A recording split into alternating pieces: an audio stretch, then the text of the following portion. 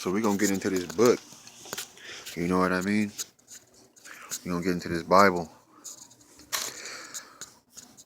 Today we're talking about if the serpent of the book of Genesis is a man or is it a reptile? Some people say, oh, it was an actual snake. It was a serpent.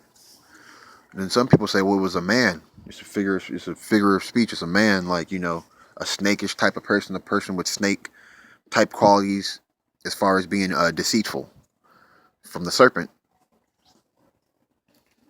So let's get into it. Where it's at. We got Genesis 3, verse 1. Now the serpent was more subtle than any beast of the field which the Lord God had made. Now I think there's a difference between God and the Lord God. But we're gonna get into that. We're gonna get into that later. Now the serpent was more subtle than any beast of the field which the Lord God had made. And he said unto the woman, Yea, hath God said, Ye shall not eat of every tree of the garden? Now even the Lord God is admitting to God himself. Like, didn't the real God tell you not to eat? You feel me? The tree of the garden? I'm the Lord, but I'm the Lord God. You feel me? But didn't the real God tell you not to eat? But we're gonna get into that later. So right now we're talking about, is the serpent a man or is the serpent a reptile? We're gonna get a little help from the world of etymology. You feel me? So look here, we got serpent.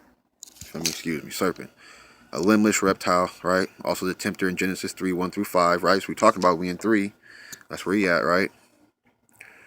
Right? Snake, serpent, you know, creeping thing, and that's God made the creeping thing earlier. You feel me? In Genesis 1 and 2, he made all the creepy crawly things of the earth. That's why he's here. He's a creepy crawly thing. You feel me? But let's keep going. That's a different video, right? So we're like serpent. You know, is it a man? What is it? What's a serpent? You know what I mean? So we got reptile, limbless reptile. You know, used figuratively of things, spiral, irregular, sinuous, such as a type of musical instrument. You know, related entries, herpes, herpetology, serpentine, snake. They're related to serpent. You feel me? So we got herpes that's related to serpent. How so? Let's click on it. You feel me? Any inflammatory spreading skin condition. Okay, a spreading skin eruption. Literally creeping. To creep. To move slowly. To creep. See serpent. That's interesting. Any inflammatory spreading skin condition. Right? Right? That's interesting. So let's go back. Let's go to herpetology. Right? Study of reptiles. Now, what does herpes and reptiles got to do with each other? If herpes, you feel me? Let's go back. What is herpes? Herpes is any inflammatory spreading skin condition. When something is inflamed, it's swollen, it's bumped up, it's bumpy. Herpes are bumps. Herpes are bumps. What does a reptile skin look like? It's bumpy. A reptile skin is bumpy. You feel me?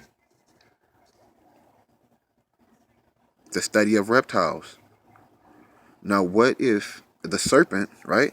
Let's go back to serpent. Let's go back to serpent real quick. Serpent, you feel me? Snake. But who gets herpes, though? Do snakes get herpes? If herpetology is the study of reptiles, you got to imagine. What if the serpent of the Bible was actually a reptile man? Because snakes don't talk, right? Snakes can't talk. But what if it was a man that had herpes? Herpetology is the study of reptiles. Now, herpes is inflammatory skin condition that spreads continuously through the body. What if he had bumps that spread continuously, like a reptile has bumps all over their body? Think about it.